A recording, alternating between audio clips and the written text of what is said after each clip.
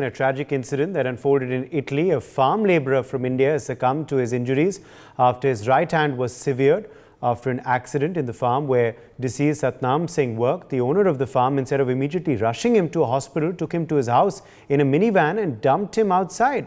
While reports suggest that the deceased hails from Moga district of Punjab, there has been no official confirmation yet. Reports indicate that Satnam also suffered injuries to his legs. Satnam and his wife were both working in the same field when the incident took place. After the accident, Satnam's wife pleaded with the owner to take him to the hospital, but both were left outside their house in a minivan. Subsequently, his wife rushed to their neighbour and asked them to call an ambulance, following which Satnam was taken to the hospital and shortly declared dead. Satnam was one of the 2.06 million Indians who live in Italy, shedding light on their working conditions. This incident also exposes the harsh working conditions experienced by Indians world over. And certainly the big question, of course, is how do we provide them with a better life? Let's quickly go across and explain some of these details to you, some of the statistics, of course, of how many Indians there are in diaspora, of course, of ours in Italy currently. Well, if we look at the overall population of Italy, it's 58,870,762, and the Indian population is about 2,006,503. Rather 2,06,503 of those total Italian population. That's about 3.25% of the total population of Italy are Indians or people who have, of course, come from India and settled in Italy. If we talk about the non-resident Indians there, that's 1,67,333, and persons of Indian origin there are 39,170. So if we total that together, that leads us to the total, as I was telling you earlier, of that figure of 2,06,503 of our diaspora in Italy. Now, if we talk about the professionals there, there are 80% of them who are in manual labour in Italy. There 43.6% are in skilled labour and 39.4% are actually in unskilled labour over there. Also, of course, telling you, we can go across to the next slide. Further details about those in commercial services. So 15.1% are in commercial services there. 4.9% are actually entrepreneurs. Remember, these, of course, are those Indians who are not actually in any form of labour in Italy. Total remittances, if we talk about their contribution to the Italian economy, showing how important they actually are. Well, the total remittances are about 89,127 million. And that's about 89.127 million. That's 0.1% of the share of Italy, and 10% of pay, roughly, of course, if we calculate that, is $891.27 million. So actually 10% of their pay is actually being remitted to Italy. 10% of whatever they earn there is actually being spent within Italy. That is a remittance to Italy, which shows how big a contributor they are to the Italian economy, why they should actually not be taken for granted at all, which some of them are, as we've seen in the case of Satnam Singh. Now, where do these people come from? Well, mostly, of course, they are living in Milan, which is the financial capital of Italy. That's home to about 70,000 Indians. So they've come from India, and a lot of them, of course, are living in Milan. But where do they actually come from? So if we talk about the contributing states of India to the diaspora in Italy, well, Punjab, as you can see there, is contributing an overwhelming amount of the diaspora there. 85% actually come from Punjab, 10% hail from Haryana, 0.9% people hail from Maharashtra in India. They are, of course, a lot of them in Milan, as we were telling you earlier, but a lot of them settled also in the Lazio region. So 26.3% of our diaspora settled in the Lazio region of Italy. Southern Italy has about 13% of our diaspora there, and the Campania region has 4.5%. So these, of course, are some of those details which we've shared with you about our diaspora there, about where they are currently staying, where they come from, and as you can see, how much remittances as well they make to the Italian economy. Joining us to decode this story further is Bhashwati Mukherjee, former diplomat. We also have Sharad Kohli, economist, joining us live. Well, let me bring you in here, Bhashwati Mukherjee, first to talk about this horror story which has come in from Italy. Really shocking case of how this individual died there and how he was refused help as well. It is absolutely horrific, and I wonder how the EU can dare to lecture any country about human rights and fundamental freedoms and humanitarian treatment, etc. When you see that this poor man, Satnam Singh, was treated worse than a wounded animal left to die outside the owner's residence in a minivan, because when your hand is cut off in this manner, what saves you is to immediately stop the bleeding and to take the person immediately to the hospital, where very often the arm is stitched back. In India, that's what happens, whether it's a finger or an arm. Instead, he was left virtually to bleed to death until his wife was able to get some neighbor to drive him, which actually shows that the owner, an Italian, I presume, was completely callous to the fate of this man working on his fields with his wife. And yet, the Italians, like others, whether in Europe or anywhere else, should ask themselves the question that their economy is totally dependent on the Indian agricultural labor who go mainly from Punjab, because they don't have Italians willing to do that kind of work. Earlier on, in south of France, until the machines took over, they used to have something similar for making grapes. And when the grapes used to be crushed, it used to be crushed by the feet over there. And it used to be done by agricultural labor coming from India. Fortunately, the machines took over. But here, the work that they do in the fields for the Italians is labor which is looked down upon by mainstream Italians and Europeans. And so they are employed. Their conditions are horrific. Very often, they have to stay in very small, crowded spaces in total disregard of the norms of the European Union for humane treatment of what they call foreign guest workers, etc. But this actually also demonstrates a certain unfortunate social attitude, which I have also written about it in my book on indenture, but that was about what happened 155 years ago. That I see now that the same attitudes linger on in the minds of these people. So they regard the Indian labor like the earlier, during colonial times, they looked upon the indentured labor. What is the difference? The indentured labor also got no medical treatment. They were treated like animals. And this poor Satnam Singh has been treated like a wounded animal left to die outside in a minivan outside the home of the owner, who could very well have driven the minivan immediately to the nearest hospital, and hospital facilities are excellent in Italy. So I am truly shocked. I'm grieving like the rest of India, like my co-panelist, Dr. Kohli. And I really think that this is a wake-up call for all of us in India, that we must stop this urge for working in foreign land. If the foreign land is treating us like animals, why do we need to go outside?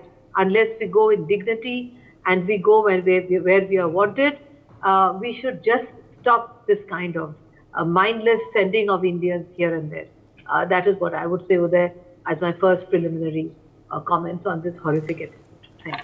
Yes, let me bring in Sharad Kohli for his take as well. Sharad, very, very, apathetic attitude, displayed here. Really a criminal negligence. This man perhaps could have been saved if he was rushed on time to the hospital, which he wasn't. What do you make of this incident and its, fallout in Italy? Well, thank you so much, Uday. Good evening to Ambassador and the NewsX viewers.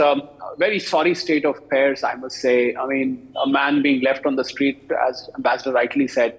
I think somebody would get a better treatment if he were an animal, rather than being treated in this manner.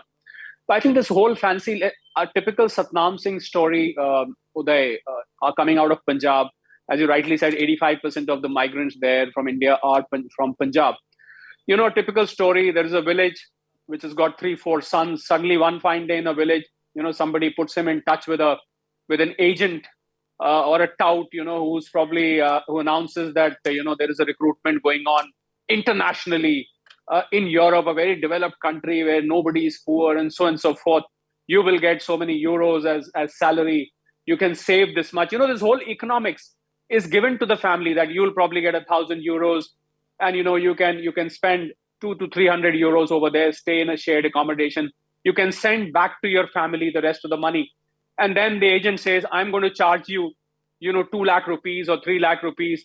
And the poor farmer, from where he's coming, he says, okay, I'll sell a piece of my land, or I sell jewelry of my wife or whatever assets that they have. They sell their lifetime assets. At least one son will make the family. And this is the truth, that when you land there, you come to know you are not even a second-class citizen. My first point. My second point, once he's there, then there is a social stigma around it, because the village back home will say, that village will become suddenly earmarked in the whole area. That house in the village will become earmarked. They'll say, oh, from this house, inka ladka bahar kaam karta hai. He must be making millions of rupees. Are, aapko kya chinta hai? Aapka to beta bahar. So that social, narrative builds around the family. And then, once Satnam Singh lands in Italy and he faces the realities, and he knows that I have to toil like an animal here on a very, very petty scale, and I'm barely able to save anything for the family for the very purpose which I came. But even then he's able to remit some money. By the way, for the sake of news as viewers, I must tell you $100 billion plus is the remittance which is coming into India by the diaspora. But they are of different classes. There are success stories as well. I mean, having said that, I would like to qualify, there are success stories, but I like to stick to Satnam Singh category, which is being taken there by these agents and so on and so forth. Whosoever is misleading them, that you'll get a very fancy life, a very glamorous life there, where you'll be able to afford a Ferrari or something, and you'll be living in a very developed world. You will be living with the whites and so on. So all these stories are cooked around. And when he reaches there, he faces the reality. I can tell you, out of all the labor category people who travel abroad, 80% of them, and this is my personal survey, Uday.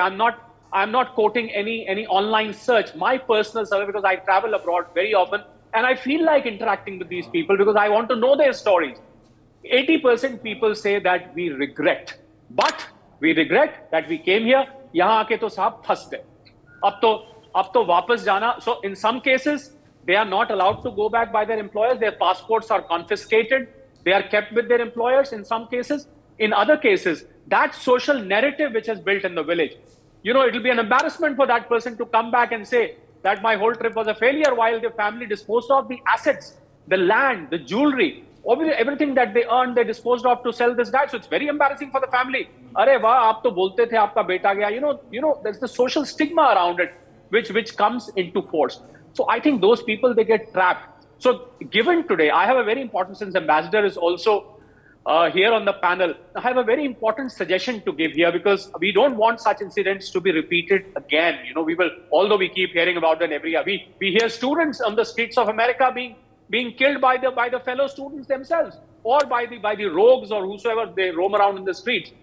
My message is that I think Ministry of External Affairs must conduct a survey, and this is a mini survey I have done myself, must conduct a survey of the labor, yes, which is, and this could be done through the embassies, of the labor who are working there. There should be a questionnaire. Are you happy? Do you want to go back? And I think genuine efforts should be made for the people who actually want to come back. You'll be shocked to know the results of this survey, that most of the people would love to come back in this country, which is now world's 5th largest economy, which is heading towards 3rd largest.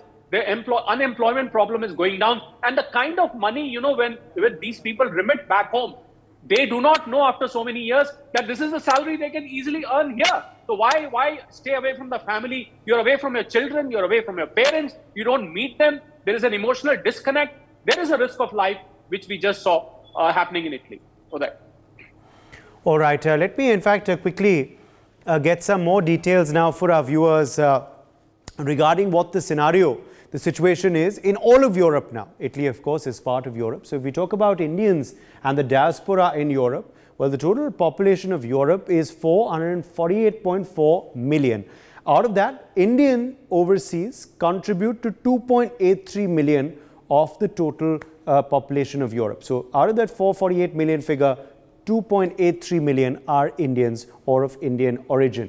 If we talk about in UK, Italy, France, Germany, Netherlands, what do the numbers look like? Well, in the UK, of course, the most Indian or Indian diaspora is 70.64 lakh from over there. Netherlands has 2.4 lakhs. Italy, where we were just talking about, has 2.03 lakhs. Germany has 1.85 lakhs. And France has 1.09 lakh diaspora of Indian origin. Top professionals, the top professions rather for Indians in Europe, what are they? Well, IT, information technology, that sector has a lot of Indian diaspora. Finance sector also has a lot of Indian diaspora there. Healthcare, academia and research, and engineering. These are the top professions where Indians are employed. Well, again, let's tell you about where do they come from in India, where do the bulk of these come from. Again, it's Punjab, that has 7,42,000 going to Europe. So 7,42,000, about the number from Punjab. Actually, Gujarat is a bit higher. If you look at the statistics, 9 lakh approximately hail from Gujarat and 1,20,000 hail from Kerala. All right, let me take that back across to Ambassador Mukherjee now. Ambassador Mukherjee, the numbers are there for all to see. A lot of Indians, of course, a lot of our diaspora present in Italy and in other countries of Europe. They contribute a lot to the economy. Remittances numbers are high. A lot of them, of course, are in very stable professions that are helping those economies grow further as well. But then, why so much disregard for them? What do you make of this? And it's not just, of course, this case was from Italy that we were talking of earlier, but now let's widen the discussion to how they're treated in the rest of Europe as well. Ambassador Mukherjee. Actually, Uday, as Dr. Sharad Kohli explained, there are several kinds of diaspora. So, for instance, where I was ambassador in Netherlands or earlier in France, the diaspora there is professional diaspora, highly qualified. They speak the language, Dutch or French, and they are fully integrated like the IT people in San Francisco, in California, etc., Silicon Valley. That's one kind of diaspora. This diaspora is diaspora which is taken with false promises, as Dr. Kohli said, to do either agricultural labor or very rough work, which the Goras, as we call them, don't want to touch. Moreover, there is a high concentration of unemployment in these countries, but exactly as it was in the story with indenture, when people ask me that how come Britain and France didn't take their own lower class people to work on the sugar plantations, that's because the whites did not want to do that kind of work, so they turned on to the Indians. It's unfortunate that in this day and age, so many years after independence, we find that our fellow citizens are still being lured in a kind of a similar route in a different destination, not sugar plantations but agricultural labor, to work where the whites don't want to work in inhumane conditions, and they also contribute to the remittances, not so much as the highly professional, but under horrific conditions. So when we look at diaspora as a whole, we must remember that India has overtaken China as far as total number of diaspora is concerned. That diaspora is very different, one from the other. And there are many cases where those who are very richy diaspora, they don't even want to mingle with this kind of diaspora. We have to protect the rights of these kind of diaspora, whether they are in Italy or they are working in inhumane conditions in Qatar or in Bahrain, where the diaspora may not necessarily be from Punjab, but they could be from Kerala.